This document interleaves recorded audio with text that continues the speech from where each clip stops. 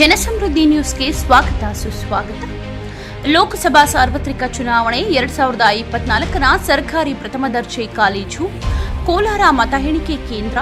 ಈ ದಿನ ಫಲಿತಾಂಶದ ಎಣಿಕೆ ಆರಂಭವಾಗಿದ್ದು, ಸ್ಥಳದಲ್ಲಿ ಕಾನೂನು ರೀತಿಯ ಪಾಲಿಸಿ ಪೊಲೀಸ್ ಬಂದೋಬಸ್ತ್ ಮುಖಾಂತರ ಎಲ್ಲಾ ರೀತಿಯ ಅಧಿಕಾರಿಗಳು ಎಣಿಕೆಗೆ ಆರಂಭಕ್ಕೆ ಸಕಲ ಸಿದ್ಧತೆ ವ್ಯವಸ್ಥೆ ಮಾಡಿದರು.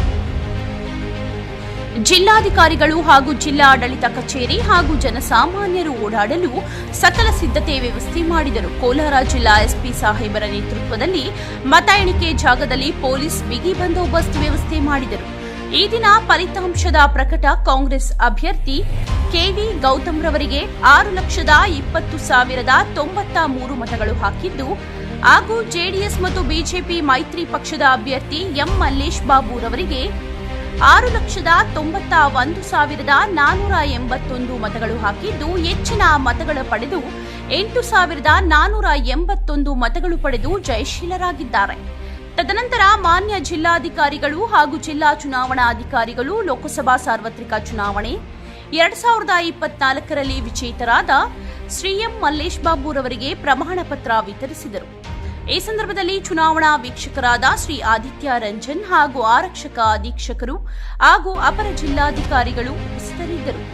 ಮತ್ತು ಈ ಸಂದರ್ಭದಲ್ಲಿ ಬಿಜೆಪಿ ಪಕ್ಷದ ಮಾಜಿ ಎಂಪಿ ಮುನಿಸ್ವಾಮಿರವರು, ಮುಳಬಾಗಿಲು ಶಾಸಕರು ಸಮೃದ್ಧಿ ಮಂಜುನಾಥ್ ರವರು, ಮಾಜಿ ಎಂಎಲ್ಸಿ ಚೌಡಾರೆಡ್ಡಿರವರು, ಬಿಜೆಪಿ ಜಿಲ್ಲಾ ಅಧ್ಯಕ್ಷರು ಡಾಕ್ಟರ್ ವೇಣುಗೋಪಾಲ್ ರವರು, ಮಾಜಿ ಶಾಸಕರು ವರ್ತೂರ್ ಪ್ರಕಾಶ್ ಅವರು, ಕೋಲಾರ ಜಿಲ್ಲಾ ಹೆಸರು ಪಡೆದ ಸಿಎಂಆರ್ ಮಂಡಿ ಶ್ರೀನಾಥ್ ರವರು ಹಾಗೂ ವಿವಿಧ ಜಿಲ್ಲೆ ತಾಲೂಕು ಮುಖಂಡರು, ಅಭಿಮಾನಿಗಳು, ಜನಸಾಮಾನ್ಯರು, ಮುಖಂಡರು, ವಡ್ಡರಪಾಳ್ಯ ರಮೇಶ್ ರವರು, ಯಜಮಾನ ಕೊಂಡಪ್ಪರವರು, ಎಲ್ದೂರು ಮಣಿರವರು, ಕಾಡದೇನ ದೇವನಹಳ್ಳಿ ರಾಮಚಂದ್ರ ಗೌಡರವರು, ಮುದುವಾಡಿ ಪಂಚಾಯಿತಿ ಅಧ್ಯಕ್ಷರು ಹಾಗೂ ಈ ಭಾಗದ ಮುಖಂಡರು, ಜನಸಾಮಾನ್ಯರು ಭಾಗವಹಿಸಿದ್ದರು.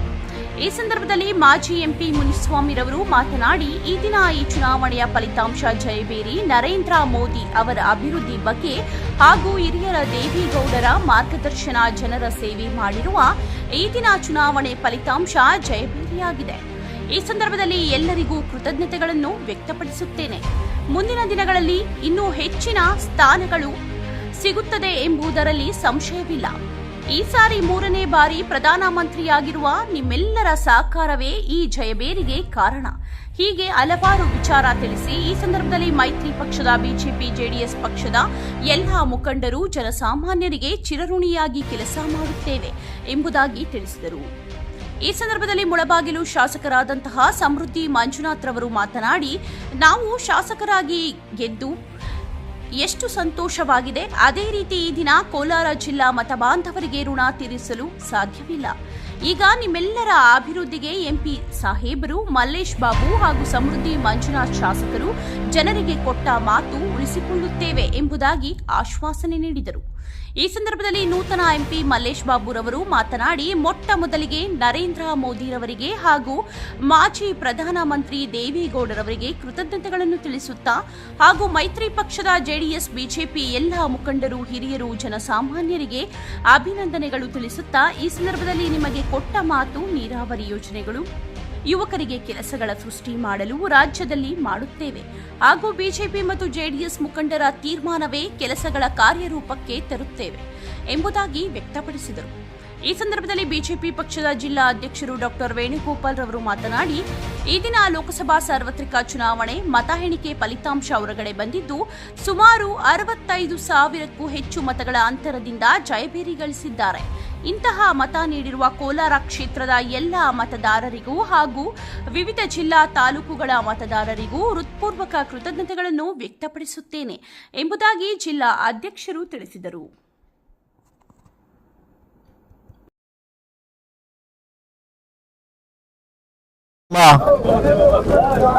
ನಾವೇ ಗೆದ್ದಿದ್ದೀವಿ. ಬಹುಶಃ ನಾವು ಗೆದ್ದಾಗ ಎಷ್ಟು ಖುಷಿ ಆಯ್ತು ಒಬ್ಬ ಶಾಸಕನಾಗಿ.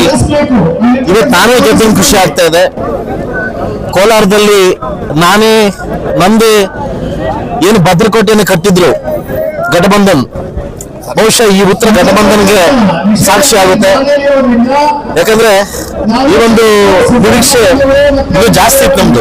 1 ಲಕ್ಷ ಮೇಲೆ ಹೋಗ್ತಿರೋದು ಗೊತ್ತಿತ್ತು, ಬಟ್ ನಮ್ಗೆ ಸ್ಯಾಟಿಸ್ಫ್ಯಾಕ್ಷನ್ ಆಗಿದ್ದಾರೆ. ಏನು ಕೋಲಾರ ಜಿಲ್ಲೆಯ ಮತಬಾಂಧವರು ನಮ್ಮನ್ನು ಉಳಿಸ್ಕೊಂಡಿದ್ದೀರಿ, ನಿಮ್ಮ ಒಂದು ನಿರೀಕ್ಷೆಯನ್ನು ಹುಸಿ ಮಾಡದೆ ಒಂದು MLC, ಒಂದು MLC, 2 MLA ಹಾಗೂ ಒಂದು MP ಇವತ್ತು ಕೋಲಾರ ಜಿಲ್ಲೆಯಲ್ಲಿ ಇದ್ದೀವಿ. ಬಹುಶಃ ಇಂದಿರಾ ಗೋವಿಂದರಾಜನವರು, MC ಅವರು, ನಾನು, ನಮ್ಮ MP ಅವರು, ಮುನ್ಸ್ವಾಮಿ ಅವರು, ಇವತ್ತು ನಮ್ಮೆಲ್ಲ ಒಂದು ಕ್ಯಾಂಡಿಡೇಟ್ಗಳು ಎಲ್ಲ ಒಂದು ಒಗ್ಗಟ್ಟಾಗಿ ಇವತ್ತು ಗೆಲ್ಸ್ಕೊಂಡ್ ಬಂದಿದ್ವಿ. ಮಲ್ಲೇಶ್ ಬಾಬು ಅವರಿಗೆ ಬಹುಶಃ 2 ಸರಿ ಸೋಲಾಗಿದ್ದನ್ನ ಇವತ್ತು 3ನೇ ಸರಿ ಗೆಲುವು ಸಿಕ್ಕಿದೆ. ತಾಳ್ಮೆಗೆ ತುಂಬಾ ಇಂಪಾರ್ಟೆಂಟ್ ಆಗಿ ಮಲ್ಲೇಶ್ ಬಾಬು ಸಾಕ್ಷಿ. ಅದೇ ಮುಖಾಂತರವಾಗಿ ನಾವೇನು ನಿರೀಕ್ಷೆ ಮಾಡಿದ್ವಿ ಮೋದಿ ಅವರ ಒಂದು ರಿಸಲ್ಟ್ ಸ್ವಲ್ಪ ಕಮ್ಮಿ ಆಗಿದೆ, ಕರ್ನಾಟಕದಲ್ಲಿ ಸ್ವಲ್ಪ ಕಮ್ಮಿ ಆಗಿದೆ. ಇನ್ನಾದ್ರೂ ನಾವು ಆತ್ಮಾವಲೋಕನ ಮಾಡ್ಕೊಬೇಕಾಗುತ್ತೆ. ಸೊ ಮುಂದಿನ ದಿವಸ 3ನೇ ಸರಿ ಹ್ಯಾಟ್ರಿಕ್ ಆಗೋದು ಅದೇನು ಡೌಟ್ ಏನಿಲ್ಲ. ಮೋದಿ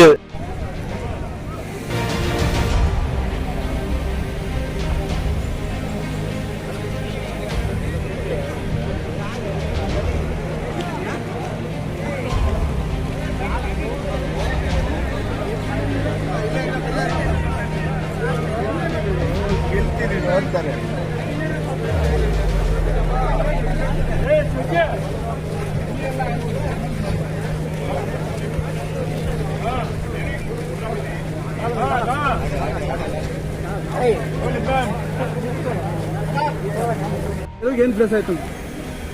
ಎರಡೂ ಪಕ್ಷದ NDA ಅಭ್ಯರ್ಥಿ ಏನು ನಮ್ಮನ್ನು ಘೋಷಣೆ ಮಾಡಿದ್ರು, ಎರಡೂ ಪಕ್ಷದ ನಾಯಕರು ಮತ್ತು ಕಾರ್ಯಕರ್ತರು ಏನು ಒಗ್ಗಟ್ಟಾಗಿ ಕೆಲಸ ಮಾಡಿದ್ರು, ಮತ್ತು ಏನು ದೇವೇಗೌಡರು ಮತ್ತು ಕುಮಾರಸ್ವಾಮಿ ಅವರು ಒಳ್ಳೆ ಕೆಲಸ ಮಾಡ್ಕೊಬಂದರು, ಏನು ನನ್ನ ಮೇಲೆ ಒಂದು ನಂಬಿಕೆ ಇಟ್ಕೊಂಡಿದ್ರು, ಅಭ್ಯರ್ಥಿ ಮಾಡಿದ್ರೆ ಗೆದ್ದಾನೆ ಅಂತ ಏನು ಒಂದು ನಂಬಿಕೆ ಇಟ್ಕೊಂಡಿದ್ರು.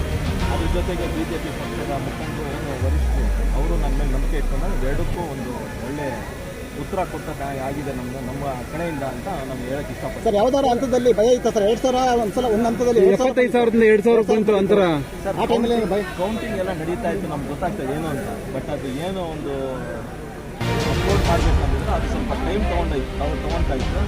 ಅದಕ್ಕೆ ಆಂಧ್ರ ಬಂದಿದ್ದೆ ಹೊರತು ಬೇರೆ ಏನಿಲ್ಲ. ನಮ್ಗೆ ಗೊತ್ತಿತ್ತು ಯಾವ ಗ್ರೌಂಡಲ್ಲಿ ಹೆಂಗೆ ಓಟ್ ಪ್ಯಾಟರ್ನ್ ಆಗ್ತಾ ಇದೆ ಅಂತ. ನಮ್ಗೆ ಗೊತ್ತಿತ್ತು ಅಂತ. ನೀವು ಎಷ್ಟು ಎಕ್ಸ್ಪೆಕ್ಟ್ ಮಾಡಿದ್ದೀವಿ? ನಾವು 60,000 ರಿಂದ 80,000 ಅನ್ಕೊಂಡಿದ್ವಿ. ಅದು ಕರೆಕ್ಟಾಗಿ ಏನು ಇಂದು ಲೋಕಸಭಾ ಚುನಾವಣೆಯ ಮತ ಎಣಿಕೆ ಫಲಿತಾಂಶ ಹೊರಗಡೆ ಬಂದಿದೆ. ಸುಮಾರು 65,000ಕ್ಕೂ ಹೆಚ್ಚು ಮತಗಳ ಅಂತರದಲ್ಲಿ NDA ಅಭ್ಯರ್ಥಿಯಾದ ಶ್ರೀ ಮಲ್ಲೇಶ್ ಬಾಬು ಅವರು ಜಯಶೀಲರಾಗಿದ್ದಾರೆ. ಇಷ್ಟೊಂದು ದೊಡ್ಡ ಬಹುಮತದ ಅಂತರ ಕೊಟ್ಟಿರ್ತಕ್ಕಂಥ ಕೋಲಾರ ಲೋಕಸಭಾ ಕ್ಷೇತ್ರದ ಎಲ್ಲ ಮತದಾರರಿಗೂ ನಾವು ಕೃತಜ್ಞತೆಯನ್ನ ಅರ್ಪಿಸ್ತೀವಿ.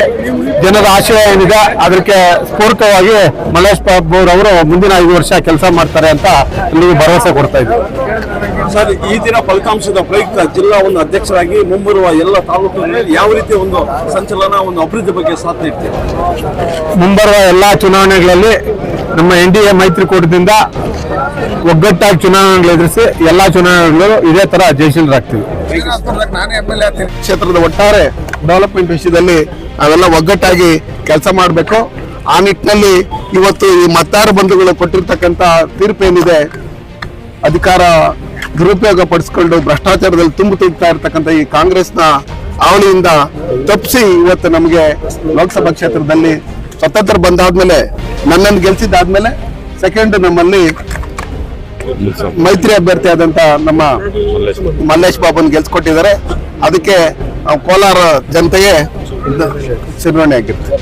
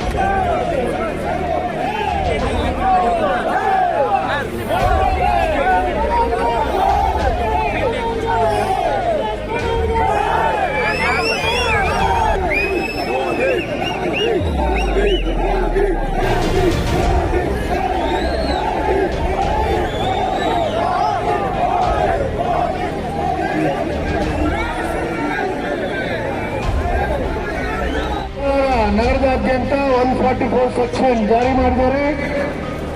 ಯಾವುದೇ ಸಭೆ ಸಮಾರಂಭ ಮತ್ತು ಮೆರವಣಿಗೆ ಮಾಡುವಂತಿಲ್ಲ.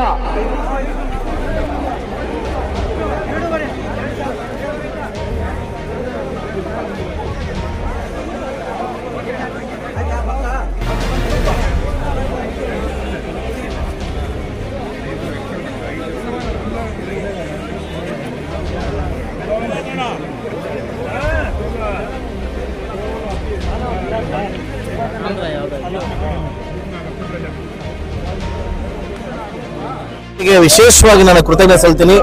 ಏನು ನಂಬಿಕೆಯಿಂದ ಒಬ್ಬ ಯುವಕನ ಗೆಲ್ಸ್ಕೊಂಡಿದ್ದೀರಿ, ಒಬ್ಬ ಯುವಕನಾಗಿ ನಿಮಗೆ ಒಂದು ಭರವಸೆ ಕೊಡ್ತೀನಿ. ಸೊ ಮುಂದಿನ ದಿವಸಗಳ ಅಭಿವೃದ್ಧಿಗೆ ನಾನು ನಿಮ್ ಜೊತೆ ಇತ್ತು ಅಂತ ಹೇಳಕ್ ಇಷ್ಟಪಡ್ತೀನಿ.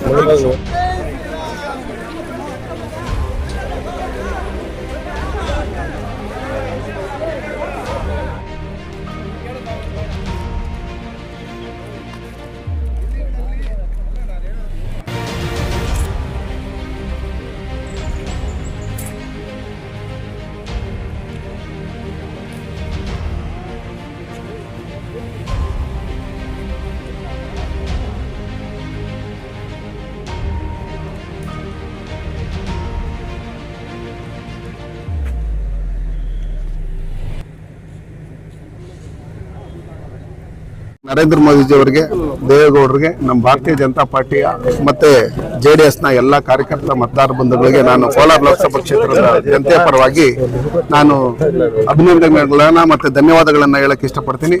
ಇವತ್ತು ನಮ್ಮ ಕೋಲಾರ ಲೋಕಸಭಾ ಕ್ಷೇತ್ರದಲ್ಲಿ ಧರ್ಮ ಮತ್ತೆ ಅಧರ್ಮದ ಮಧ್ಯೆ ನಡೀತಾ ಇರ್ತಕ್ಕಂಥ ಯುದ್ಧದಲ್ಲಿ ಎಲ್ಲ ಒಂದ್ ಕಡೆ ಅವ್ರದೇ ಸರ್ಕಾರ ಇಟ್ಕೊಂಡು ಅಧಿಕಾರಿಗಳನ್ನ ದುರುಪಯೋಗ ಪಡಿಸ್ಕೊಂಡು ಇಷ್ಟೆಲ್ಲ ಮಾಡಿದ್ರು ಕೊನೆಗೆ ಮತದಾರ ಬಂಧುಗಳು ನಮ್ಮ NDA ಅಭ್ಯರ್ಥಿ ಆದಂತ ಮಲ್ಲೇಶ್ ಬಾಬು ಅವರಿಗೆ ವೋಟ್ ಹಾಕೋದ್ರ ಮುಖಾಂತರ ಬಿಜೆಪಿ ಮತ್ತೆ JDS ಪಕ್ಷದ ಮೈತ್ರಿ ಅಭ್ಯರ್ಥಿಯನ್ನ ಗೆಲ್ಸ್ಕೊಟ್ಟಿದ್ದಾರೆ. ಅದಕ್ಕೋಸ್ಕರ ನಾನು ಕೋಲಾರ ಲೋಕಸಭಾ ಕ್ಷೇತ್ರದ ಜನತೆಗೆ ಸದಾ ಚಿರೋಣಿಯಾಗಿ ಯಾವ ರೀತಿ ನನಗೆ 5 ವರ್ಷ ಸಹಕಾರ ಕೊಟ್ಟರೋ ಅದೇ ರೀತಿಯಲ್ಲಿ ಮಲ್ಲೇಶ್ ಅಂತ ಬೇರೆ ಬೇರೆ ರಾಷ್ಟ್ರಗಳ ಸಪೋರ್ಟ್ ತಗೊಂಡು ಅಲ್ಲಿಂದ ಹಣ ಇನ್ನೊಂದು ಮತ್ತೊಂದು ತಗೊಂಡು ನಮ್ಮ ಕರ್ನಾಟಕ ರಾಜ್ಯದಿಂದನೂ ಬೇರೆ ಕಡೆ ಹಣ ವರ್ಗಾವಣೆ ಮಾಡಿ ಎಷ್ಟೋ ಜನ ಅಧಿಕಾರಿಗಳು ಇವತ್ತು ಸೂಸೈಡ್ ಮಾಡ್ಕೊಂಡಿರ್ತಕ್ಕಂಥದ್ದು ಇದೆಲ್ಲ ನೋಡಿದಿರಿ. ಇದು ಹಣಬಲ ತೋಳ್ಬಲ. ಇದರಿಂದ ಇವ್ರೇನು 60 ವರ್ಷ ಈ ದೇಶ ನಾಳಿ ಕೂಡಿಟ್ಕೊಂಡಿದ್ರು ಲಕ್ಷಾಂತರ ಕೋಟಿ ಈ ಹಣವನ್ನ ಚೆಲ್ಲಿ ಎಲೆಕ್ಷನ್ ಮಾಡಿರ್ತಕ್ಕಂಥದ್ದು ಈ ಇಂಡಿ ಗಠಬಂಧನ್. ಆ ರೀತಿಯಾಗಿ ಎಕ್ಸಿಟ್ ಪೋಲ್ ಅಲ್ಲಿ ಏನ್ ಬಂತು, ಇನ್ನು ನಾವು ಸುಮಾರು 150 ಕಾನ್ಸ್ಟಿಟ್ಯೂನ್ಸಿಗಳಲ್ಲಿ 5,000, 6,000, 7,000 ಈ ಡಿಫ್ರೆನ್ಸ್ ಅಲ್ಲಿ ಇನ್ನೂ ಕೌಂಟಿಂಗ್ ನಡೀತಾ ಇದೆ. ಹೆಚ್ಚಿಗೆ ಸನ್ಮಾನ್ಯ ನರೇಂದ್ರ ಮೋದಿ ಅವರು 3ನೇ ಬಾರಿ ಪ್ರಧಾನಮಂತ್ರಿ ಆಗೋದ್ರಲ್ಲಿ ಯಾವುದೇ ರೀತಿಯಾದಂತಹ ಸಂಶಯ ಇಲ್ಲ. ನಮ್ಮ ದಕ್ಷಿಣ ಭಾರತದಲ್ಲಿ ಒಟ್ಟಾರೆ ನಮಗೆ NDAಗೆ ಭಾರತೀಯ ಜನತಾ ಪಾರ್ಟಿಗೆ ಹೆಚ್ಚಿನ ಸೀಟುಗಳು ಬಂದಿರತಕ್ಕಂಥದ್ದು ನಾವು ಇವತ್ತು ಆಂಧ್ರ ಪ್ರದೇಶ ಇರ್ಬೋದು, ತೆಲಂಗಾಣ ಇರ್ಬೋದು, ನಮ್ಮ ತಮಿಳ್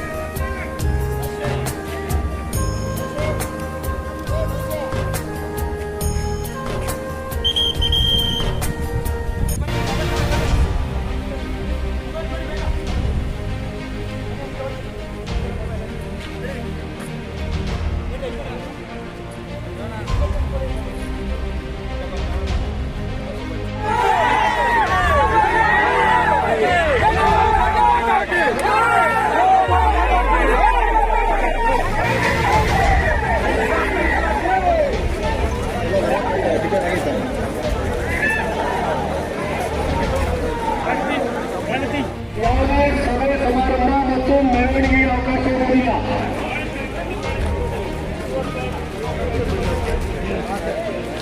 ಪೊಲೀಸರಿಗೆ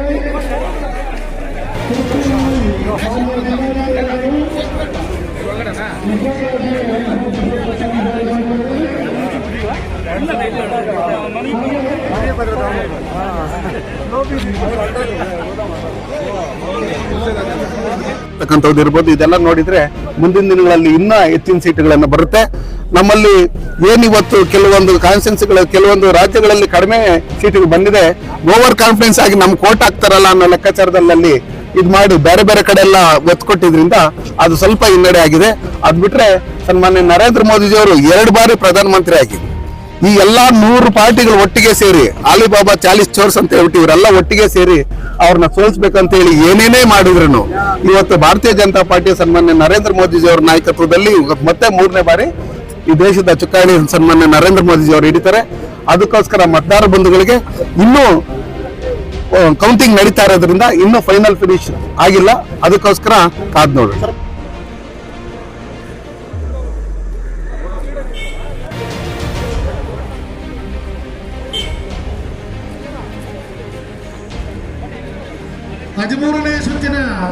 ಎಣಿಕೆ ಕಾರ್ಯ ಮುಗಿದಿದ್ದು 13ನೇ ಸುತ್ತು ಮತ ಎಣಿಕೆ ಕಾರ್ಯ ಮುಗಿದಿದ್ದು KV ಗೌತಮ್ 4,58,249, ಮಲ್ಲೇಶ್ ಬಾಬು 4,78,689, SB ಸುರೇಶ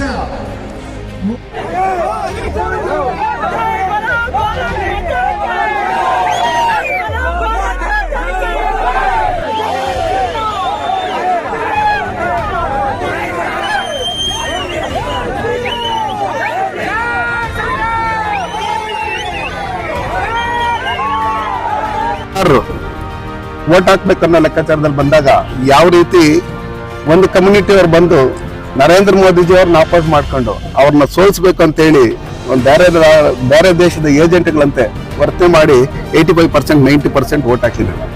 ನಮ್ಮಲ್ಲಿ ನಾವು ಗೆಲ್ತಿರಲ್ಲ ಅನ್ನೋ ಓವರ್ ಕಾನ್ಫಿಡೆನ್ಸ್ ಇಂದ ಒಂದಷ್ಟು ಪರ್ಸೆಂಟೇಜ್ ನಮ್ಮಲ್ಲಿ ಏನು ಕಡಿಮೆ ಆಗಿದೆ.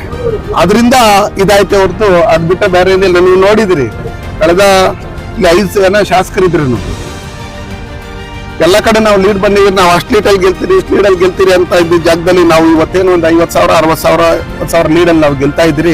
ಅದಕ್ಕೂ ನಿಜಕ್ಕೂ ಸ್ವಾಗತಾರ್ಹ. ಎಲ್ಲ ಕಡೆ ಇಂಡಿ ಗಟ್ಟಬಂಧನ ಏನ್ ಮಾಡ್ಕೊಂಡು ಯಾವ ರೀತಿ ದೇಶನ ಒಡೆಯುವಂತ ಕೆಲಸಗಳನ್ನ ಮಾಡ್ಕೊಂಡು ಇವತ್ತು ಒಂದು ಕಮ್ಯುನಿಟಿನೇ ಬೇರೆ ಮಾಡಿ ನಮ್ ಕೋಟ ಹಾಕಿ ನಿಮ್ಗೆ ನಾವ್ ಇದ್ ಮಾಡ್ತೀರಿ ಅಂತ ಹೇಳಿ ಪಾಕಿಸ್ತಾನದವರು ನಮ್ಗೆ ಸಪೋರ್ಟ್ ಮಾಡಿ ನಾವು ಚುನಾವಣೆಯಲ್ಲಿ ಗೆಲ್ತೀರಿ, ನಮ್ಗೆ ಸಪೋರ್ಟ್ ಮಾಡಿ ಮೋದಿ ಅವ್ರನ್ನ ಸೋಲಿಸ್ತೀರಿ ಅನ್ನೋ ಲೆಕ್ಕಾಚಾರಕ್ಕೆ ಅವ್ರದ್ದೆಲ್ಲ ಚೈನಾದು ಪಾಕಿಸ್ತಾನದ ಇವ್ರದ್ದೆಲ್ಲ ಸಪೋರ್ಟ್ ತಗೊಂತಾರೆ.